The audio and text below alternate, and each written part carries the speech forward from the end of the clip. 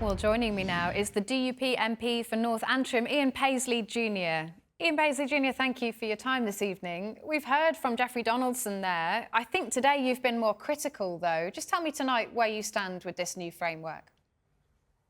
Well, good evening and thank you for having me on your programme. Look, there's over 40 pages of legal text here, which we have to go through line by line and try and establish where the detail is in this and what it actually means. But my gut instinct and my reaction is that the only reason why we have got this far is because we've held out.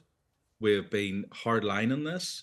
The threat that the domestic parliament was going to legislate over the head of Europe and everything else, that is why we got these concessions. That is why progress has been made.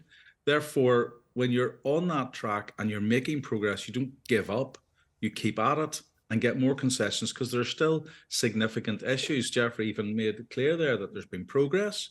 And that progress is largely down to Jeffrey's valiant efforts in pushing the Prime Minister and pushing Europe and holding out. But there also are concerns, and those concerns are very practical. I'll give you two, Kate. First of all, on the practical issue of our agri-food business. There's less than 20,000 farms in Northern Ireland. They feed over 17 million people here in GB. Those farms still have significant pressures on them in terms of moving their produce from Northern Ireland to their main source of income, GB. And that pressure will remain. For example, our veterinary medicines are only subject to a 1.5 year grace period. That's not a new deal. That's just a grace period. After 2025, it goes back to a hard Brexit and to a hard protocol on that issue. That is not good for our agri-food producers. If I'm a cattle producer, take cattle to Ayrshire in Scotland, I have to quarantine it there for months on end before I can bring it back to Northern Ireland. That's not the case if you're moving cattle from Ayrshire to Yorkshire.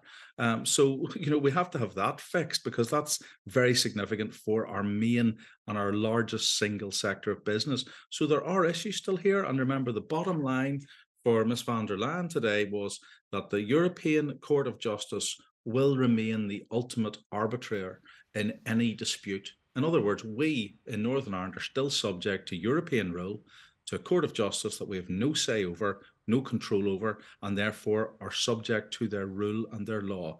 They're significant hurdles and will need to be fixed. But I suppose what some people might say, and there are some very valid points that you raised there, this has been 2 years in the making, these back and forth negotiations. There was always going to have to be a compromise.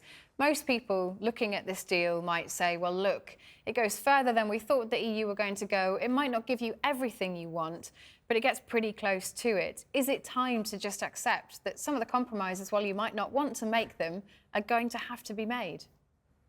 Yet I'm a member of the United Kingdom. I pay the same taxes as you. I'm entitled to the same rules and the same laws as you. I'm not a proxy zone for the European single market to protect the Europe's single market in the Republic of Ireland, a separate country. It's up to Europe to protect its own market. It can't use a part of the United Kingdom as a buffer zone for its economy. That's not on, and we're simply not having that. And the ultimate question, the ultimate test for the Prime Minister, and the Prime Minister, I don't question his integrity at all. He's been very honest. He's an honest Brexiteer. He's been committed on this issue. But for him, he has to decide, has this been worth it? Is it enough to get devolution up and running? And it doesn't cut the mustard as far as I'm concerned in that point. Doesn't do enough to get devolution back because we will still need to use the leverage we have of staying out of Stormont to get more concessions and to force Europe's hand. Europe's mad keen to have this all done and dusted by the 25th anniversary of the Belfast Agreement. Yeah. So there's time here and it's on our side.